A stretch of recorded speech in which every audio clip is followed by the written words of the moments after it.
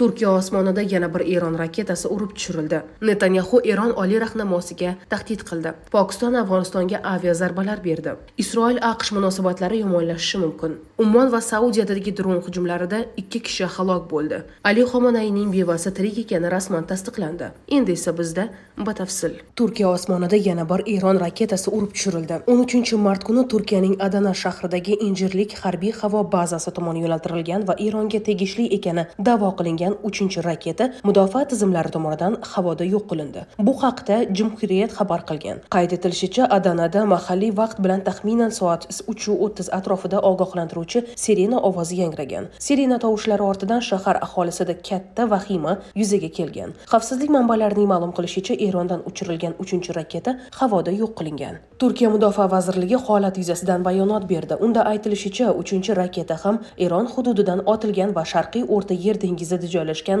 NATO havo va raketaga qarshi mudofaa tizimlari tomonidan zararsizlantirilgan. Mamlakatimiz hududi va havo makoniga qaratilgan har qanday tahdidga qarshi barcha zarur choralar qat'iyat bilan va ikkilanmasdan ko'rilmoqda. Hodisaning barcha jihatlarini aniqlash maqsadida tegishli davlat bilan muzokaralar olib borilmoqda, deyiladi bayonotda. Shuningdek, vazirlik milliy xavfsizlik ustuvor hisoblanib, mintaqadagi barcha jarayonlar diqqat bilan kuzatilayotganini bildirgan.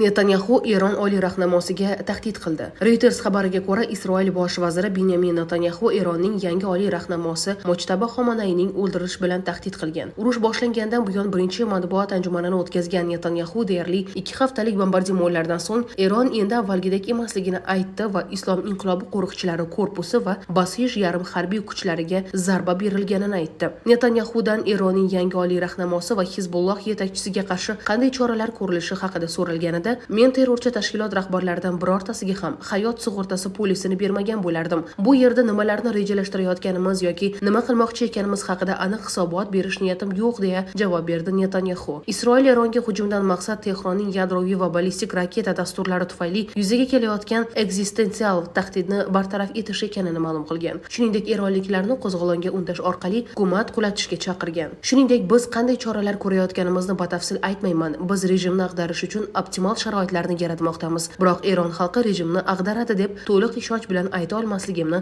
inkor qilmayman. Rejim ichkaridan ag'dariladi, ammo biz shubhasiz yordam bera olamiz va yordam berayapmiz ham, deydi Isroil bosh vaziri.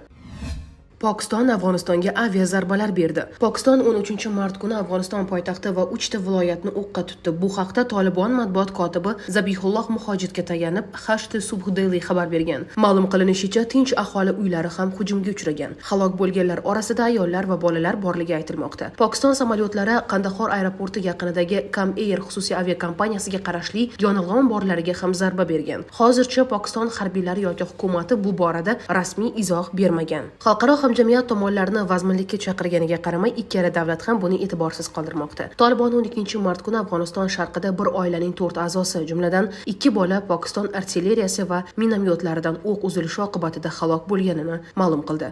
Shu tariqa 10-martdan buyon chegara to'qnashuvlarida halok bo'lganlar soni 7 kishiga yetdi. 13-martdagi so'nggi hujumlar tufayli bu raqam yana ortishi mumkin. Ikki mamlakat o'rtasidagi mojaro 26-fevral kuni AQSh va Isroil Eronga hujum qilishidan atigi 2 kun oldin keskinlashgan.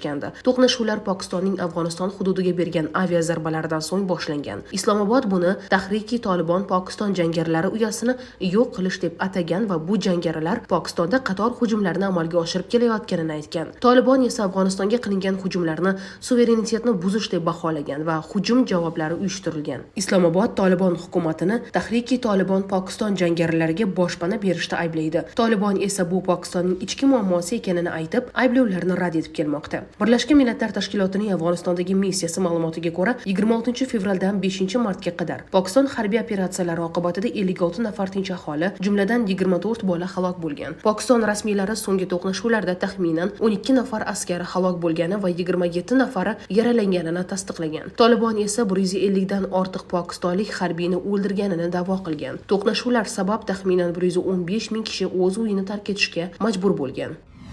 Isroil AQSh munosabatlari yomonlashishi mumkin. Turkiyalik siyosiy tahlilchi, Anqara Moskva tahliliy tarmog'i yetakchi mutaxassisi Ezgin O'zerning fikricha, Isroil bosh vaziri Binyamin Netanyahuning Eron atrofidagi vaziyat bo'yicha olib borayotgan siyosati Isroil va AQSh o'rtasidagi munosabatlarning yomonlashishiga olib kelishi mumkin. Bu haqda RIA Novosti xabar bergan. Ekspertga ko'ra, Netanyahuning provokatsion va tajovuzkor strategiyasi Isroilning tashqi siyosiy manfaatlariga zid kelmoqda. So'nggi voqealar fonida ayrim mintaqa vakillari, jumladan Saudiya Arabistoni Isroil bilan munosabatlarni normallashtirish jarayonidan uzoqlasha boshlagan. Shu sababli Avram kelishuvlari tashabbusi ham shubha ostida qolmoqda. Ommaviy axborot vositalari xabarlariga ko'ra, AQSh Isroildan Eronning energetika sektoriga zarba bermaslikni so'ragan. Tahlilchining aytishicha, Eronga qarshi operatsiya Fors ko'rfazi mamlakatlarida kuchli norozilikka sabab bo'lgan. Uning fikricha, Isroilning Eron va arab davlatlari o'rtasidagi qarama-qarshilikni kuchaytirish strategiyasi mintaqa xavfsizligiga tahdid solmoqda. Shuningdek, ekspert Isroil rahbariyatining harakatlari AQSh ma'muriyati uchun ham murakkab vaziyat yaratganini ta'kidladi. Bu esa AQSh va Yevropa jamiyatlarida Isroilga nisbatan tanqidlarning kuchayishiga olib kelgan. Ummon va Saudiyadagi dron hujumlarida 2 kishi halok bo'ldi. Ko'rfaz mintaqasi bo'ylab amalga oshirilgan dron hujumlari seriyasi qurbonlar va keng ko'lamli xavfsizlik ogohlantirishlariga olib keldi. 2026-yil 23-mart kuni Ummon rasmiylari Sohar provinsiyasidagi Al-Avani sanoat hududiga dron kelib urilishi oqibatida 2 nafar xorijlik fuqaro halok bo'lganini ma'lum qildi. Ikkinchi dron yaqin atrofdagi ochiq maydonga qulagan va qo'shimcha talafotlarga sabab bo'lmagan. Ushbu hodisa haftaning boshida Salala portidagi yonilg'i baklariga qilingan zarbadan keyin yuz berdi. Garchi rasmiylar neft yetkazib berish operatsiyalari ta'sir ko'rmaganini tasdiqlagan bo'lsa-da. Bu haqda Al Jazeera.com xabar bergan. Shu bilan bir vaqtda Saudiya Arabistoni havo tahdidlari to'lqiniga duch keldi. Saudiya mudofaa vazirligi uning havo hujumidan mudofaa tizimlari poytaxt Ar-Riyod, jumladan diplomatik kvartalni nishonga olgan bir nechta dushman dronlarini muvaffaqiyatli tutib olib, yo'q qilganini e'lon qildi. Jami bo'lib rasmiylar markaziy va sharqiy viloyatlarni o'z ichiga olgan turli hududlarda 20 dan ortiq dron zararsizlantirganini xabar qildi. Ayni vaqtda Birlashgan Arab Amirliklarida tutib olingan dron bo'laklari Dubaydagi binoga tushgan, biroq jarohat olganlar haqida ma'lumot yo'q. Ushbu muvofiqlashtirilgan hujumlar Eron hamda AQSh va Isroil boshchiligidagi koalitsiya o'rtasidagi mojaroning kuchayishi ortidan mintaqaviy beqarorlik sharoitida yuz bermoqda. 28-fevralda harbiy harakatlar boshlanganidan buyon Tehron Yaqin Sharq bo'ylab xorijiy harbiy aktivlarni joylashtirgan davlatlarni nishonga olib, javob zarbalarini bermoqda. Davom etayotgan zo'ravonliklar katta talofatlar va keng ko'lamli tartibsizliklarga olib keldi. Livan ham mintaqaviy inqiroz davom etar ekan, kuchli bombardimonlar va o'lim holatlari ortib borayotgani haqida xabar bermoqda. Ali Xomanayning bevasi tirik ekani rasman tasdiqlandi. Eronning sobiq oliy rahnamosi Oyatolloh Ali Xomanayning bevasi Mansuri Xojasteh tirik ekani tasdiqlandi. Uning vafot etgani haqidagi dastlabki xabarlar noto'g'ri bo'lib chiqdi. Kecha 12-mart kuni Eronning amaldagi oliy rahnamosi Mujtabo Xomanay ilk rasmiy nutqida halok bo'lgan yaqinlari qatorida onasini tilga olmagan edi. U AQSh va Isroil hujumlari oqibatida o'zining turmush o'rtog'i, singlisi, jiyani va pochchasi halok bo'lganini aytib, shahidlarning oilalariga hamdardlik bildirishini aytgan. Fars News agentligi ushbu taxminlarni tasdiqlab, ayrim nashrlar sobiq rahbarning turmush o'rtog'i shahid bo'lgani haqidagi xabarlarni yanglishib e'lon qilganini ta'kidladi. Shuningdek, Mujtabo Xomanay o'z murojaatida xalqaro yuk tashish uchun muhim yo'l bo'lgan Hormuz bo'g'ozi yopiq qolishini qat'iy ta'kidlagan. U armiya hamda xalqning bardoshini maqtab, dushmanga qarshi samarali mudofaa davom etishini ma'lum qilgan.